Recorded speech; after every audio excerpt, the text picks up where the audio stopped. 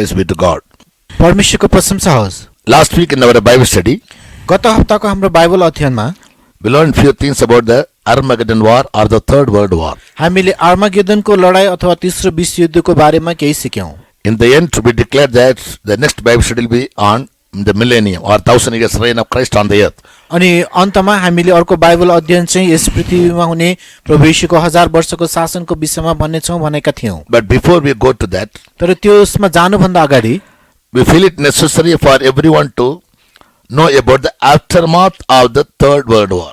हामी सबैजनाले चाहिँ यस तेस्रो युद्ध विश्वयुद्धपछि के कस्तो असरहरू पर्नेछन् त्यसको बारेमा जानकारी पाउन् भन्ने हामीलाई जरुरी The लाग्छ। result or the consequences of the Third World War. अथवा तेस्रो विश्वयुद्धको परिणाम स्वरूप के हुनेछ त? Bible prophecy clearly reveals that eventually all nations will fight in the Third World War.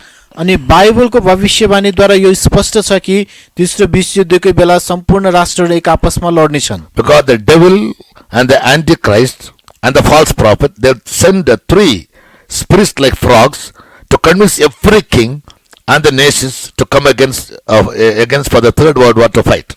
किनभने त्यति बेला शैतान ख्रीष्ट विरोधी र झुटा भविष्यवक्ताको मुखबाट भ्याकुदो जस्तो दुष्ट आत्माहरू निस्केर देशको सम्पूर्ण राष्ट्रहरूलाई परमेश्वर र उनको सेनाको विरुद्धमा लड्नको निम्ति भेला गर्नेछ। We already learned that the Gog and Magog war written in the 38 and 39 chapters of Ezekiel. अनि इजिकेलको पुस्तकको 38 र 39 मा लेखिएको गोग र मागोगको युद्ध, That war is between Russia and its allies and Israel. अनि त्यो युद्ध चाहिँ रसिया उसको गठबन्धन मुलुकले चाहिँ इजरायलको That विरुद्धमा war will लड्नेछ। be held in the mountains of Israel. त्यो चाहिँ इजरायलको डाँडाहरूमा हुनेछ। When God will rain fire and brimstone upon the enemies of Israel and destroy them. अनि जति बेला परमेश्वरले इजरायलको शत्रुहरूको विरुद्धमा आगो र गन्धक वर्षाएर उनीलाई नष्ट गर्नुहुनेछ। But the Third World War or the Armageddon War, about which we read in the 16th chapter of Revelation, तर प्रकाशको पुस्तकको 16 अध्यायमा हामीले पढ्ने अर्मागेदनको लडाई अथवा तेस्रो विश्वयुद्धको विषयमा, that war will take place at the end of the 7 years tribulation. त्यो चाहिँ 7 वर्ष संकष्टको अन्तिममा त्यो यो लडाई हुनेछ। This war is between Christ and the Antichrist. अनि यो युद्ध चाहिँ ख्रीष्ट र ख्रीष्ट विरोधीको बीचमा हुनेछ। And this will be a more, it will be one of the worst wars ever taken place in the world. अनि यो चाहिँ संसारमा घटेका युद्धहरू मध्ये सबैभन्दा खराब युद्ध हुनेछ। Yes. That war would lead to total annihilation of the earth. Total destruction of the earth. अनि त्यस युद्धले चाहिँ पृथ्वीलाई पूर्ण रूपले नै विनाश गर्नेछ। Bringing death to everyone and everything on the earth. र पृथ्वीमा भएका सम्पूर्ण चीजहरूमाथि मृत्यु ल्याउनेछ। Unless God were to intervene. जति बेलासम्म परमेश्वरले हस्तक्षेप गर्नुहुन्न, The earth and life on it will barely survive. अनि This पृथ्वी Third र World War. यस तेस्रो विश्वयुद्धपछि पृथ्वी र पृथ्वीमा भएका प्राणहरू एकदमै मुस्किलले जिउनेछन्। But thank God that He will intervene. तर परमेश्वरलाई धन्यवाद होस् कि उहाँले बीचमा हस्तक्षेप As गर्नुहुनेछ। Jesus said in Matthew 24:24, जसरी येशूले मत्ती 24:24 मा भन्नुभएको थियो, that for the elect's sake those days shall be shortened. चुनिएकाहरूको खातिर ती दिनहरू छुट्याइनेछ। Yes, these words will be reassuring all of us. यस वचनहरूले हामीलाई सबैलाई फेरि सुनिश्चितता जनाउँदछ। अनि ती दिन नघटाइएका भए कुनै प्राणी बाँच्ने थिएन, तर चुनिएकाका निम्ति ती दिन घटाइनेछन्। Here Jesus said about a total annihilation of the earth, यहाँ येशूले पृथ्वीको पूर्ण विनाशको विषयमा बताउनु भएको थियो, but for the intervention of God, तर परमेश्वरको हस्तक्षेपको खातिर, for the elect's sake, चुनिएकाहरूको खातिर He will shorten the duration of this war. उहाँले यस युद्धको समय अवधि घटाइदिनु हुनेछ। The great scientist Albert Einstein once said, अनि महान वैज्ञानिक अल्बर्ट आइन्स्टाइनले एकचोटि भन्नुभएको थियो, I know not with what weapons World War III will be fought, अनि तेस्रो विश्वयुद्ध कुन हात हतियारद्वारा लडिनेछ मलाई थाहा छैन, but World War IV will be fought with sticks and stones. तर चौथो विश्वयुद्ध चाहिँ लट्ठी र ढुङ्गाहरूद्वारा लडिनेछ। What did he mean by saying it? यो उहाँले भन्न खोज्नु भएको कुरा के हो? In the Third World War, all the things in the world will be annihilating. अनि तेस्रो विश्वयुद्धको बेलामा संसारमा भएका सबै चीजहरूको सर्वनाश हुनेछ। If at all there will be a Fourth World War, अनि यदि चौथो विश्वयुद्ध नै भइहाल्यो भने, though it's not biblical, त्यो बाइबलले अनुसार नभए पनि even that man will have to fight with only sticks and stones. उहाँले भन्न खोज्नु भएको कुरा मानिसले केवल लौरो र ढुङ्गा प्रयोग गरेर चाहिँ लड्नु पर्नेछ। Now, what events lead up to the second coming of Jesus Christ? अब कुन घटनाहरूले चाहिँ प्रभु येशू ख्रीष्टको दोस्रो आगमनतर्फ डोर्याउँछ त? The book of Revelation describes the tribulations produced by the famous 4 horsemen and their ride. अनि जुन बाइबलले भविष्यवाणी गरेको छ कि प्रख्यात 4वटा घोडचढीहरूद्वारा Revelation 6, 7 and 8. प्रकाश 6 को 7 र 8 War and famine will directly devastate 1/4 of the earth, as it tells us in Revelation chapter 6, verses 7 to 8. अनि प्रकाश 6 अध्यायको 7 र 8 पदमा पढे चाहिँ अनिकालहरू र युद्धहरूले चाहिँ पृथ्वीमा भएको 1/4 भागलाई विनाश गर्नेछ। The rider of the red horse, त्यस रातो घोडा चढी he comes to fight. ऊ चाहिँ लड्न आउनेछ। That is followed by the rider of the black horse. अनि त्यो चाहिँ त्यसपछि कालो घोडा सवारमा भएको आउनेछ। He brings famine. उसले अनिकाल ल्याउनेछ। So 1/4 of the world population will die of sword, अनि त्यस तरवारद्वारा चाहिँ यस पृथ्वीमा भएको 1/4 जनसङ्ख्या नाश हुनेछ अनिकालद्वारा, hunger, भोकद्वारा or death. अथवा मृत्युद्वारा। This is the aftermath of the Third World War. यो चाहिँ तेस्रो विश्व युद्धको परिणाम स्वरूप हुन आउने चिज हो। 1/4 of the world population will die. अनि संसारको 1/4 जनसङ्ख्या मर्नेछ। Yes, either by the sword, कि त तरवारले, famine, अनिकालले, hunger, भोकले, death, or wild beasts. अथवा त्यस जङ्गली पशुहरूद्वारा मारिएर। That's what Bible says in the 9th verse त्यो चाहिँ बाइबलले 9 पदमा of भनेको chapter छ। 6 of Revelation. प्रकाश 6 अध्यायको 9 पदमा John describes यूहन्नाले वर्णन गर्नुहुन्छ a massive army invading west across the river Euphrates, अनि एकदमै ठूलो संख्याको सेनाहरूले चाहिँ युफ्रेटिस नदीलाई पार गर्नेछ। which runs from Turkey through Syria and Iraq to the Persian Gulf. अनि जुन चाहिँ सिरिया, टर्की हुँदै पर्सियन गल्फसम्म जान्छ। When John writes about it, जब यूहन्नाले यसको विषयमा लेख्नुहुन्छ, he says in Revelation 9, 13 to 16, उहाँले प्रकाश 9 को 13 देखि 16 मा भन्नुहुन्छ about the events that will take place, about the sounding of the trumpets by 7 angels. अनि त्यो चाहिँ 7वटा स्वर्गदूतद्वारा फुकिने तुरै पछि हुने घटनाहरू। And I heard a voice from the 4 horns of the golden altar which is before God, saying to the 6th angel who had the trumpet, release the 4 angels who are bound in the great river Euphrates. So the 4 angels who had been prepared for the hour and day and month and year were released to kill 1/3 of mankind. Now the number of the army of the horsemen was 200 million. I heard the number of them. Read Revelation 9, 13 to 16. अनि प्रकाश 9 को 13 देखि 16 सम्म पढिदिनुहोस्। अनि 6ठौं स्वर्गदूतले तुरै फुके अनि परमेश्वरको सामु भएको सुनको वेदीका 4 सिंहहरूबाट 6ठौं स्वर्गदूतलाई जससँग तुरै थियो यसो भनिरहेको एउटा आवाज मैले सुने, ती 4 दूतहरूलाई जो ठुलो नदी युफ्रेटिसमा बाँधिएका छन् फुकाइदेऊ। अनि ती 4 दूतहरू फुकाइए जो मानिसहरूको तेस्रो भाग मार्नका निम्ति त्यस घण्टा, दिन, महिना र वर्षका लागि तयार थिए। अनि त्यस घोडचढी फौजको संख्या 20 करोड थियो। अनि मैले तिनीहरूको संख्या सुने। In Revelation 6:9 we read about 1/4 of the world population to be killed. प्रकाश 6 को 9 मा हामीले पढ्यो कि संसारको जनसङ्ख्याको 1/4 भाग मारिनेछ। And after the here we read that 1/3 of the world population will be killed. त्यसपछि यहाँ हामीले पढ्यौं कि जनसङ्ख्याको 1/3 भाग मारिनेछ। That is 50% of the world population is going to be killed. त्यसको मतलब संसारको जनसङ्ख्याको 50% भाग मारिनेछ। At least 2 billion human beings will be killed in this phase of war. That is the Third World War. It's generally believed. अनि कम्तीमा पनि यस तेस्रो विश्व युद्धको बेलामा करिब 2 अरब मानिसहरू चाहिँ मारिनेछन्। If you want to escape this calamity, यदि तपाई यस संकटबाट उम्कन चाहनुहुन्छ भने we need to wake up now, not later. हामी अहिले नै जाग्नु पर्छ, पछि होइन।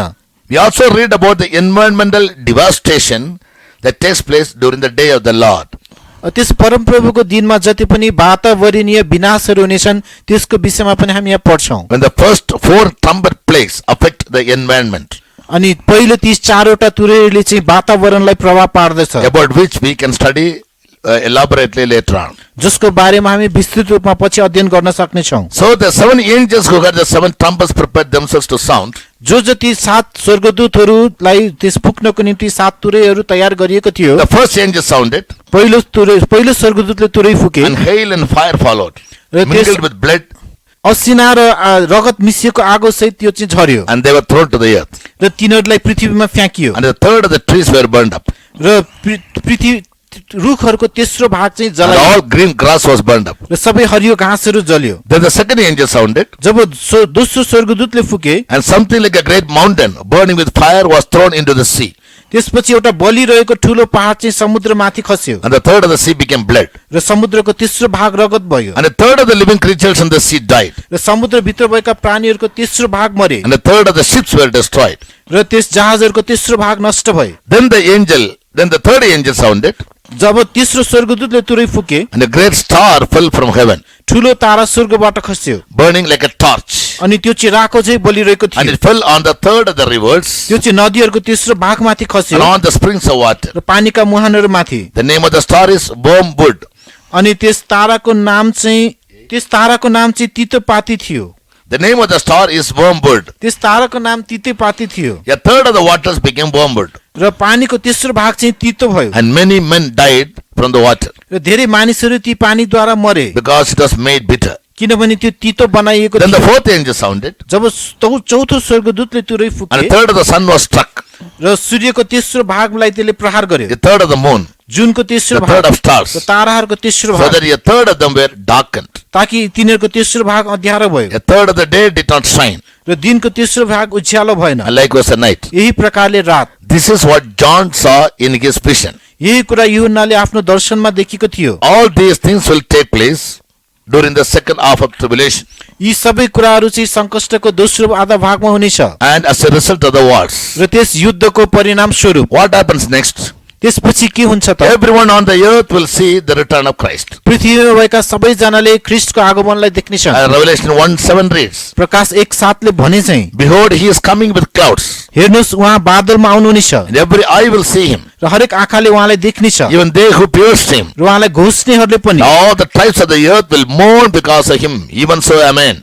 र पृथ्वीका सबै कुलहरू उहाँको खातिर विलाप गर्नेछन् र यस्तै होस् आमेन Read Revelation 1:7. प्रकाश 1:7 पद पढिदिनुहोस् हेर उहाँ बादलहरूको साथमा आउनुहुन्छ र हरेक आँखाले उहाँलाई देख्नेछ उहाँलाई घोष्नेहरूले पनि अनि उहाँको कारणले पृथ्वीका सारा कुलहरूले विलाप गर्नेछन् यस्तै होस् आमेन In Revelation 19:17 and 18, प्रकाश 19 को 17 र 18 पदमा we further read, हामी अझै पढ्छौं all the fowls that fly in the midst of heaven will be gathered together unto the supper of the great God. अनि आकाशमा उड्ने सम्पूर्ण चराचुरुङ्गीहरू चाहिँ महान परमप्रभु परमेश्वरको भोजको लागि भेला हुनेछन् That they may eat the flesh of the kings and the flesh of captains and the flesh of mighty men and the flesh of horses and of them that sit on them and the flesh of all men, both free and bond, both small and great. ताकि तिनीहरूले राजाहरूको मासु मुख्य कप्तानहरूको मासु शक्तिशाली मानिसहरूको मासु घोडाहरू र ती माथि बस्नेहरूको मासु साथै स्वतन्त्र र कमारा ठुला र साना सबैको मासु खान सकुन् In chapter 19 we read about the second open coming of Jesus. 19 अध्यायमा हामीले प्रभु येशूको दोस्रो सार्वजनिक आगमनको The विषयमा public हेर्छौं advent of Jesus when everyone will be able to see him. जति बेला सम्पूर्ण मानिसहरूले उहाँको सार्वजनिक आगमनलाई As read देख्न in सक्नेछन् Revelation 1:7. हामीले प्रकाश 1 को 7 मा पढे छौं When he comes, जब उहाँ आउनुहुन्छ he'll gather all the fowls of the air, उहाँले आकाशको सम्पूर्ण चराचुरुङ्गीलाई भेला गर्नुहुन्छ the vultures, त्यस गिद्धहरू to eat the flesh of kings. राजाहरूको मासु खानलाई That means they were all overthrown in the war, third world war. त्यसको अर्थ उनीहरू सबैलाई तेस्रो विश्वयुद्धमा मारिनेछ They cannot be buried. तिनीहरूले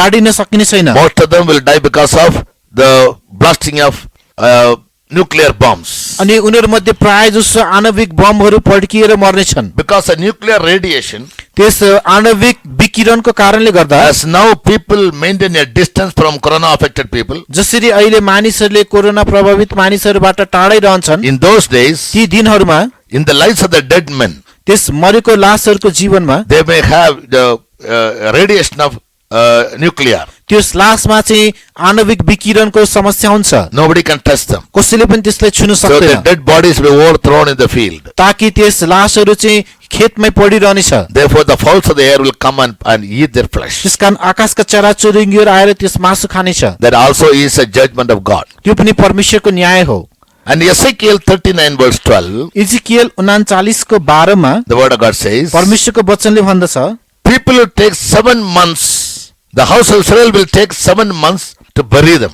इजरायलको घरानाले ती लासहरू गाड्न 7 महिना लगाउनेछ that they may cleanse the land. ताकि तिनीहरूले त्यस देशलाई शुद्ध पार्न सकुन् In 39:9, 39 को 9 मा Israel shall go forth Israel अगाडि बढ्नेछ and shall set on fire and burn the weapons, both the shields and the bucklers, the bows and the arrows, and they shall burn them with fire 7 years. अनि तिनीहरूले ती हतियारहरूमा ठूला ढालहरू र साना ढालहरू, धनु र काँड, वर्षाहरू र भालाहरूमा आगो सल्काउनेछन्, जलाउनेछन् र 7 वर्षसम्म जलाउनेछन्। Revelation 14:20. Prakash 14:20। This takes place after the Gog and Magog war and also the Third World War, अनि यो चाहिँ गोग र मागोगको लडाई र तेस्रो विश्वयुद्धपछि हुनेछ, about which again we read. जसको बारेमा फेरि हामी पढ्छौं। And the winepress was trodden without the city, अनि त्यस सहर बाहिरको चाहिँ कोल कुल्ची मिल्ची गरियो and blood came out of the winepress, र त्यस कोलबाट रगत निस्केर आयो, even unto the horse bridles to the length of 200 miles. Revelation 14:20. अनि प्रकाश 14:20 पदमा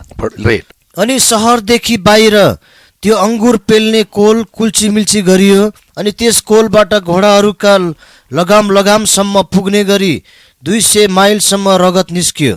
From Revelation 19:11-19, प्रकाश 11:11 देखि 19 मा John saw how Jesus will come in the public advent. अनि प्रभु येशू चाहिँ कसरी सार्वजनिक रूपमा आउनुहुनेछ भनेर यूहन्नाले देखे। He says, and I saw heaven opened, उहाँले भन्नुहुन्छ अनि मैले हेरेँ स्वर्ग उग्रियो and behold a white horse, र हेरेर एउटा सेतो घोडा and a rider sitting on it, र त्यसमाथि चढ्ने, with many crowns upon his head. उहाँको शिरमाथि धेरै मुकुटहरू थियो And the armies of saints which were in heaven followed him upon white horses. र स्वर्गमा भएका सेना सन्तका सेनाहरूले सेतो घोडाहरूमा उहाँलाई पछ्याए। He comes as the King of kings and the Lord of lords to judge the world. अनि उहाँ चाहिँ संसारमा न्याय गर्नको निम्ति राजाहरूको राजा र प्रभुहरूको प्रभुको रूपमा आउनुहुनेछ। John also saw the beast which is called the Antichrist, यूहन्नाले त्यस पशुलाई पनि देखे जसलाई ख्रीष्ट विरोधी and भनिँदछ the kings of the earth and their armies gathered together to make war against him.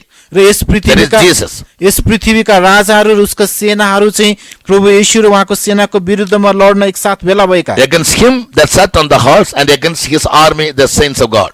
र त्यस घोडामाथि चढ्नेको विरुद्धमा र परमेश्वरको सेनाहरूको विरुद्धमा लड्नलाई। So the third world war, the Armageddon war, is going to be held between the Antichrist and Jesus Christ. Antichrist versus Jesus Christ and the saints of God. त्यसकारण तेस्रो विश्वयुद्ध आर्मागेदनको लडाई चाहिँ ख्रीष्ट विरोधी र उसको विरुद्धमा येशू ख्रीष्ट र येशू ख्रीष्टको सेनाहरू And the saints of God. र परमेश्वरका सन्त जनहरू। And what will be the eventuality? र त्यसको परिणाम के हुनेछ? Verse 20 reads, 20 पदले भन्दछ, the beast was taken त्यस पशुलाई लगियो with the false prophet, the one religious leader, अनि त्यस झुटा भविष्यवक्ता र संसारको एउटा झुटा नेता and all those who received the mark of the beast and worshipped his image. र जो जतिले त्यस पशु र उसको छापलाई लिएर उसलाई दण्डवत गरेको They थियो, all were cast alive into the lake of fire burning with brimstone and fire. तिनीहरू सबैलाई जिउँदै नरक अग्नि कुण्डमा फाँकियो जहाँ आगो र गन्धक दन्किरहेको थियो। The remnant were slain by the sword which proceeded out of his mouth. र बाँकी रहेकाहरूलाई उहाँको मुखबाट निस्किने धारिलो तरबारद्वारा Mario. And it is at this point of time. र यही बेला यो समयमा All these things,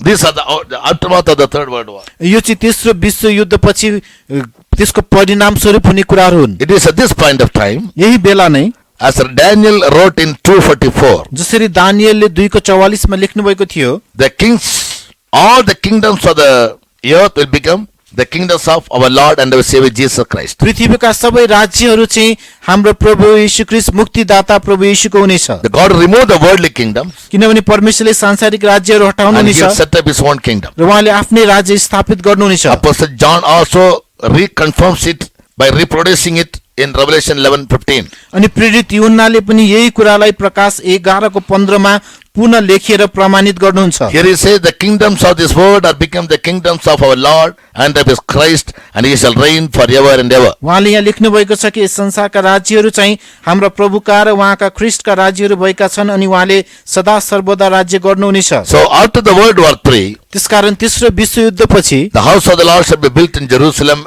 परमप्रभुको भवन यरुशलेममा निर्माण गरिनेछ, as read in Zechariah 1:16. जसरी जकरिया 1:16 मा पढे चाहिँ, And Jesus shall dwell in the midst of Jerusalem, र येशू चाहिँ यरुशलेमको माझमा विराजमान हुनुहुनेछ। Zechariah 8:3. Zechariah 8:3। And many people of strong nations shall come to seek the Lord in Jerusalem and to pray before Him. अनि धेरै मानिसहरू र बलिया राष्ट्रहरू पनि यरुशलेममा प्रभुको खोजी गर्न र उहाँको सेवा गर्न आउने छन्। Zechariah 8:22. जकरिया 8:22 पद। All the families of the earth will come up to Jerusalem to worship Him year after year. अनि पृथ्वीका सम्पूर्ण कुलहरू वर्षेनी उहाँको सेवा गर्नको निम्ति यरुशलेममा आउनेछन्। Zechariah 14:16. Zechariah 14:16। And to hear the teachings of Christ and to walk in His path. Micah 4:2. र मिका 4:2 अनुसार ख्रीष्टको शिक्षाहरू सुन्न र उहाँको मार्गमा हिँड्नको निम्ति These are the things that will take, the events that will take place after the post World War III. अनि यी घटनाहरू चाहिँ तेस्रो विश्वयुद्ध सकिएपछि हुनेछ And then Jesus will be establishing his own kingdom on the earth, which is called the millennial reign. तब Millennial येशूले reign. यही पृथ्वीमा नै आफ्नो राज्य स्थापित गर्नुहुनेछ जसलाई 1000 वर्षको राज्य भनिनेछ God willing, in our Bible studies next week, परमेश्वरको इच्छा भएमा अर्को हप्ताको बाइबल अध्ययनमा we will study about the millennial kingdom or the 1000 years reign of Christ on this earth. हामीले चाहिँ यस पृथ्वीमा हुने प्रभु येशूको 1000 वर्षको राज्यको विषयमा अध्ययन गर्नेछौँ Praise the Lord. परमेश्वरको प्रशंसा होस्